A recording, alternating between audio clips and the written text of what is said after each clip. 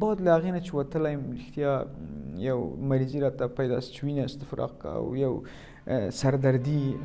نور موضوع ټول زندان یو طرف دا چې ما خپله درې موضوع کې ډېر سخت و راته تر 2 بجو د شپې زه تحقیقات کې وم شاید د 10 بجو نه تر 12 بجو یو دفعه تحقیق لاندې بعد له هغې نه 12 بجو نه بیا تر 2 بجو همداسې یو اتاق نه چې نیم سي نیمې هسې یو اتاق چې تنها پښې دې دراز بعد له 20 ورځو نه یا 15 ورځو نه اخواته چې د ما تېر څه دیالوګ او خبرې شروع سوې. درنو لیدونکو سلام. د پوهنتون استاد او د نجونو د زده کړو فعال استاد اسماعیل مشل چې یو موده د طالبانو په زندان کې هم تیره کړې دلته المان ته راغلی. دا اوس زما په خپرونه کې میلمه دی. استاد ستړی یم چې په خیر راغلی. استاد که پیل همدې وکړم چې که راته ووایي ولې طالبانو بندي کړی؟ سلام احترام تاسو ته او ډېر معزز لیدونکو ته یو نړۍ مننه چې دغه زمینه مساعد کړه. اصلي پوښتنه او مستقیم اصل موضوع باندې بله زه استاد مشل شاوخوا یو هفته و نیم هفته کېږي چې آلمان ته رسېدلی او حقیقت هجرت را باندې فرض او د دې خاطره ورسېدم دلته. ما په افغانستان کې شاوخوا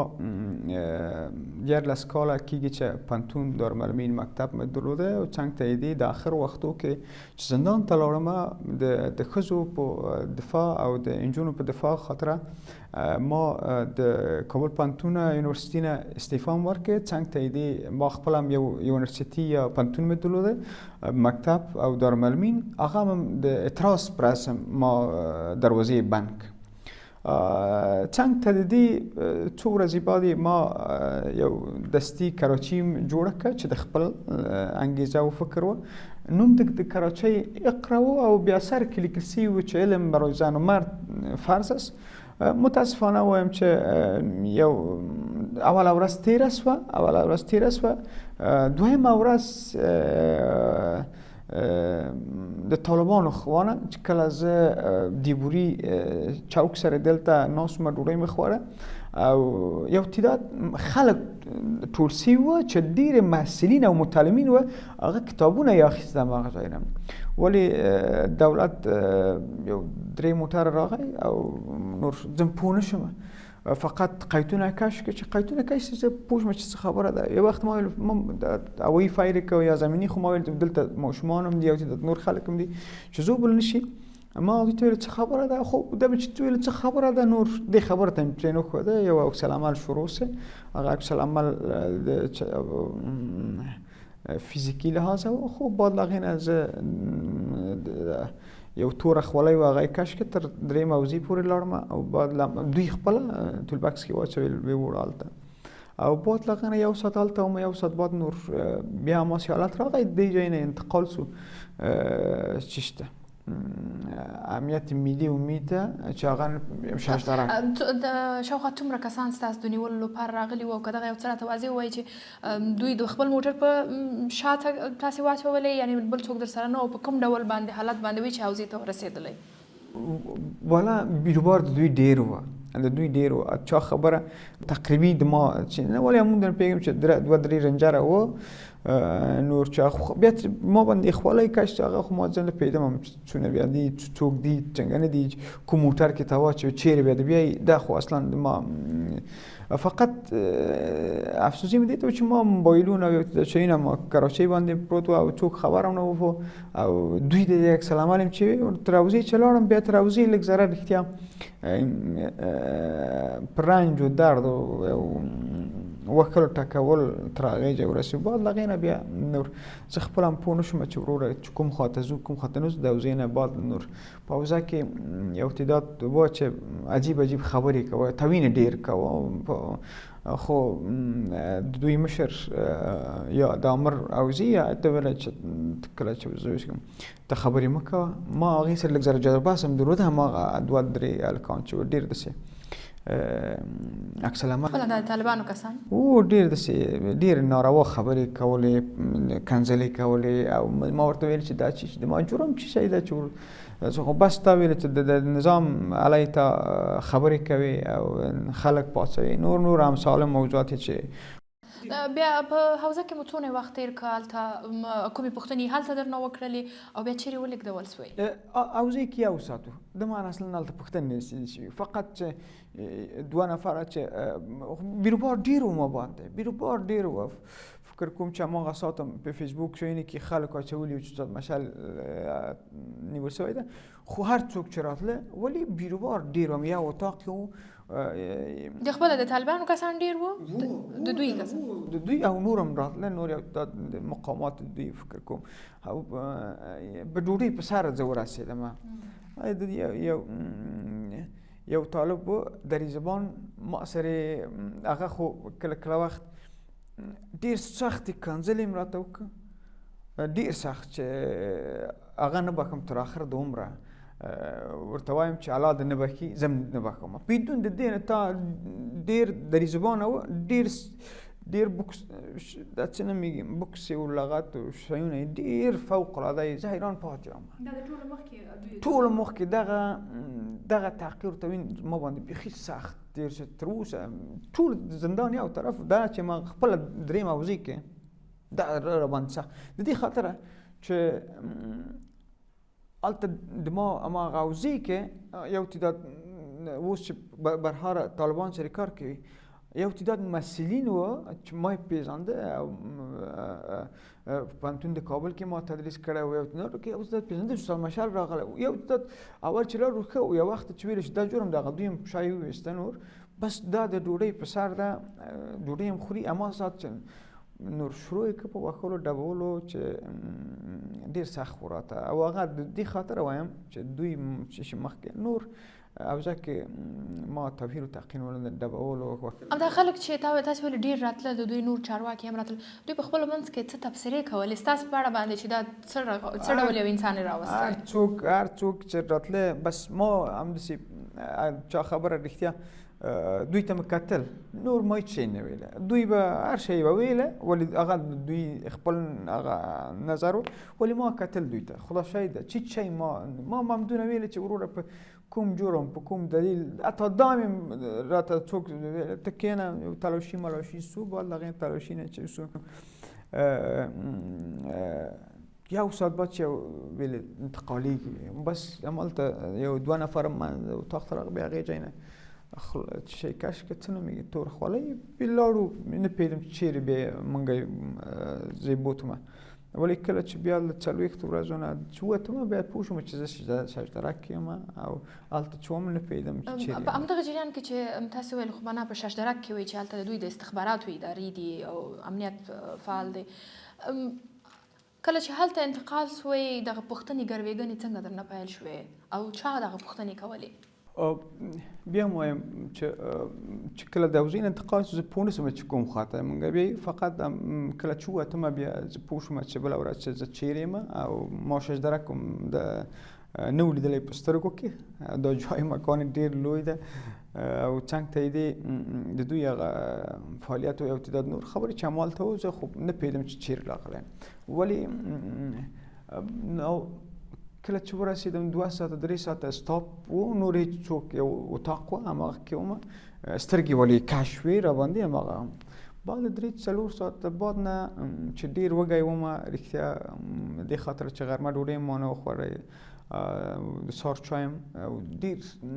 نارام ومه او څنګ ته یې دې لږ ذره د خو ذهني لحاظ او جسمي لحاظ هم ښه نه ومه، نور رات باندې ډېر سخت تېرېده هماغه سال، نور څنګ ته یې دي چې درته ولچک واچوي او دا ولچک ټول عمر د په دې کار کولی شي په کتابچه او قلم درته ولچک، خو دا ولچکونه هم ډېر سخت ما باندې رښتیا ډېر سخت تېرېده، نور دې خاطره چې ډېر وږی ومه تږی ومه، خو په هر صورت دوی ته ما ویل چې یو بوتل اوبه راکړئ، خو هغه اوبه ورسېدې، بعد له هغې نه یو اتاق ته لاړو چې څه شی و تاریک اتاق و، خو زه نه پوهېدم دې اتاق څو نفره دي څوک دي، ولې د هغې ځای نه دوی پوښتنې شروع سوې څوک یې څنګه، خو همسال هم دوی هغه وخت مو سترګې خلاصې خلاصې ولې ما دې خاطره چې لایټونه هلته و که نه لایټو کې څوک لیدی نه شي، نور چې دلته اتاق کې 1 نفر د 10 نفر ده، ولې پوښتنې د هر خوا نه کېدې، خو په هر صورت تر 2 بجو د شپې تحقیق و، یا له څو بجو نه تر شاید تر 12 بجو نه یا 13 بجو نه شپې له 12 نه تر دا تحقیق چا کوه د دوی کوم مشر و ولا هغه خو ما لومبی هم درته ویلي کنه چې کله چې تا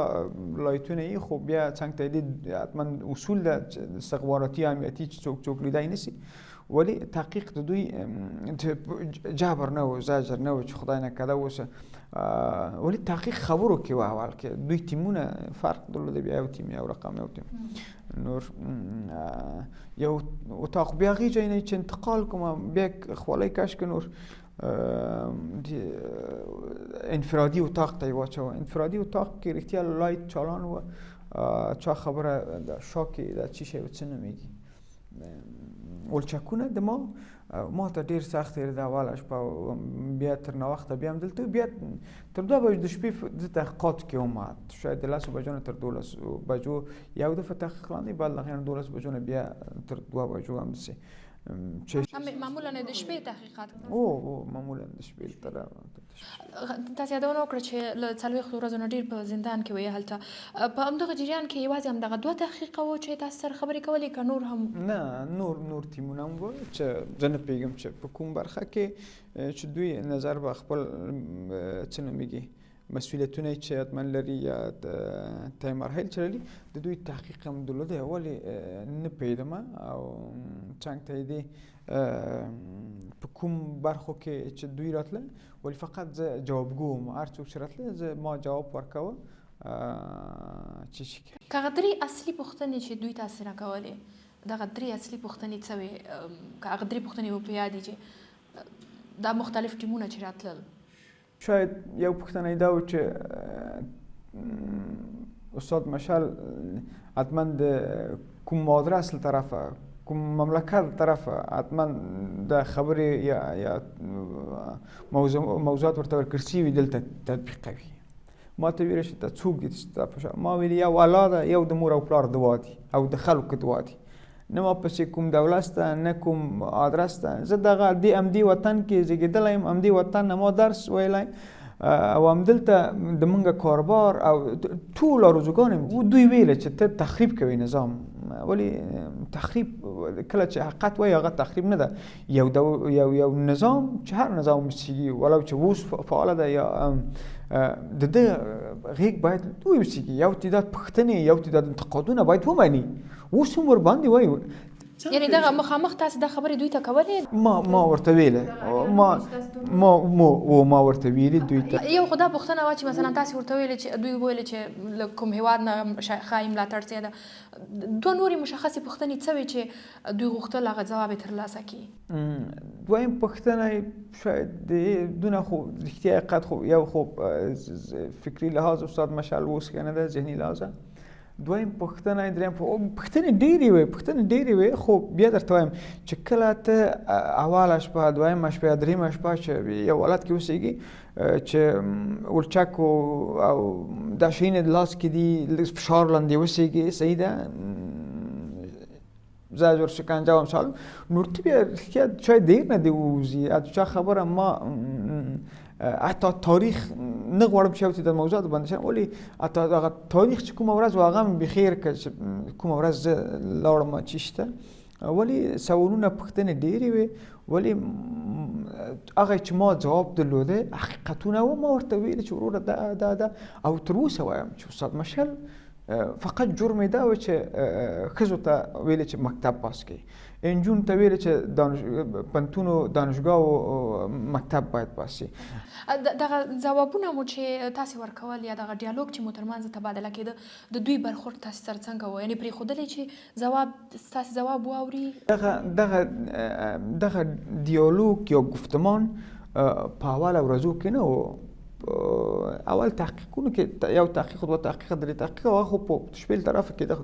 دغه ډیالوګ باید 10 ورځو نه یا 15 ورځو نه اخواته چې د ما تیر ډیالوګ او خبرې شروع شي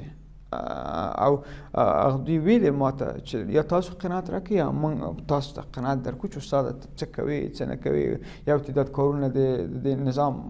خدای نکړه خرابوي او داسې ما حیران پاتې کېدم چې ما چې خبر نه دي کړي چې نظام په ضد دولت په ضد موږ ولې بعض ده چې دوی ماته ویل چې وروره دغه یو بارې کې دوه بارې کې درې بارې کې او بیا ما هم دوی ته ویل چې وروره تاسې ولې دا اوس هم وایم یو شرعي او قانوني دلیل فعلي نظام نه لري چې ولې مکتب پوهنتون د نجونو خاطره او ښځینه نه پرېږدي کار ته دا نه لري یو تعداد یې پاسېږي وایي علم مباح ده مباح په څه شي کې لکه شی خواندي نه خواندي د خپله سره د دې سره چې موږ وایو چې علم فرض ده الله راته ویلي قرآن راته ویلي دي خو په دغه جریان کې چې دوی مثلا یو نظر درلود او تاسې بل نظر درلود دې کې سخت و دې کې سخت ډېر تاسې ویل چې یا مه غږېږه یا خبرې مه کوه داسې خو تاسو کله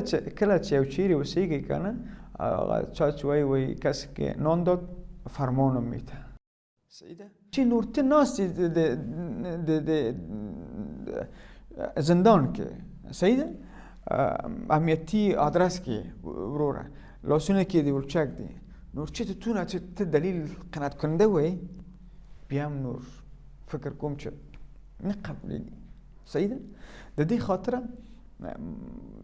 یو مدت چې ډېر موږ گفتمان درلوده بل یو څو دقیقې نه چې زه پوه شم چې د ما خبرې خو بیا ډېر داسې شی نه دي تاثیرګذاره نه دي چې در شی ووایم یعنی هغوی نه قانع کوي نور حقیقت بیا نور ما ویل چې در شی چې تاسو وایي صحیح ده صحیح ده دا دیالوگ ولی دوی که خلق هم په همدې دیالوگ کې ما ویلې د گفتمان کې ډېر داسې مسلکي پوښتنې ډېر داسې بنیادي پوښتنې درلوده او خدای نکرده چې در دیالوگ په زجر و شکنجه نه و یا در گفتمان چې همدغه د شکنجې مسئلې ته راځم ځینې کسان چې د طالبانو له زندانونو نه راوتي دي په ځانګړي ډول په همدې دوره کې هغوی د یو ډول د شکنجو خبره کوي او وایي چې په دغه زندان کې د اقرار کولو پر جریان کې د طالبانو چلن د تاوتریخوالي نه ډک وي تاسې سره همداسې یو حالت زه یو خواهش وکوم د تاسو نه ډېر وبښئ زه د ټول د افغانستان خلکو نه تاسو طرفه دا معذرت غواړم چې دغه مه مجبوره کوئ چې هغه حالت د زندان هغه 40 ورځې چې تېر شوي دي ما باندې څه حالت راغلی ښه بد یا امثال هم نور موجود دې باندې نه غواړم بحث وکړم دغه د 40 ورځو که راته ووایي چې یو خو دا دی چې په دغه زندان کې مو دغه 40 ورځې سهار تر ماښامه څنګه تېروه مصروفیت مو څه و په دغه ټوله ورځ کې به مو څه کول تاسې ویل چې یو جلا اتاق کې یو جلا خونه کې اوسېدل فکر وکړئ چې یو شکنجه بیا تاسو سوالم بوته ولې بیا مجبور یې چې استاد مشعل همدغه وایي خو دا داسې خپل یو لوی درد یو لویه شکنجه دا ده چې د فامیل نه او د کور نه او د خلک نه د خپل ماشومان نه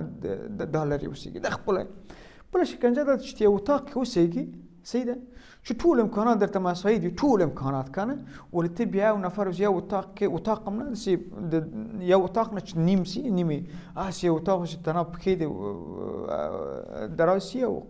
داسې نور ډېر لږ داسې جای مسافه یې 3 متره شاید اوسېږي نور دا خپله ډېر سخت و او رښتیا یخ هم به هوا ډېر یخه وه څنګ ته یې دې چا خبره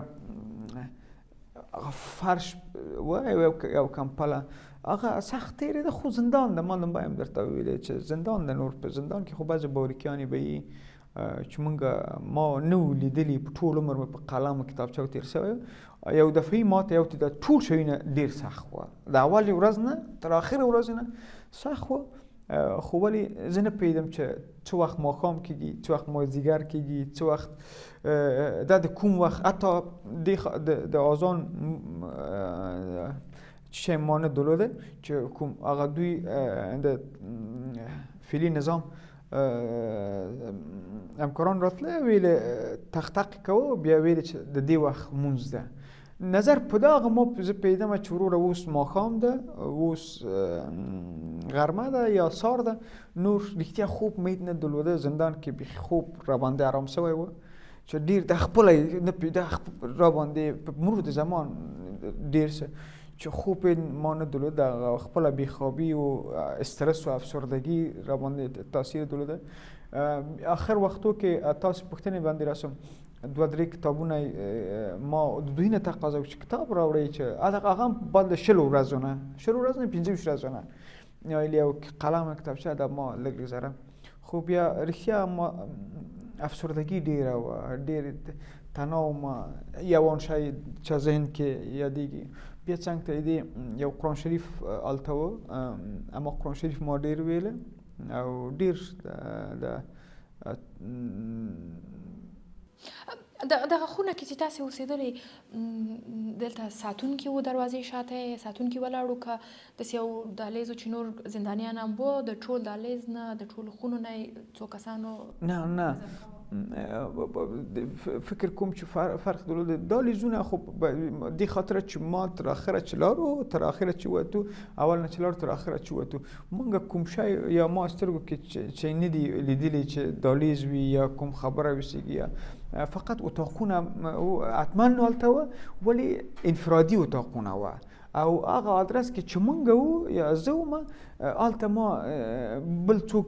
ما نه لیدلي دي او نه په جریان کې یم نه خبر یم. یعنې په دغه جریان کې تا هېڅوک نورو نه لیدل پرته له دغه ساتونکو نه چې هلته وو؟ بدون د هغې نه ډېر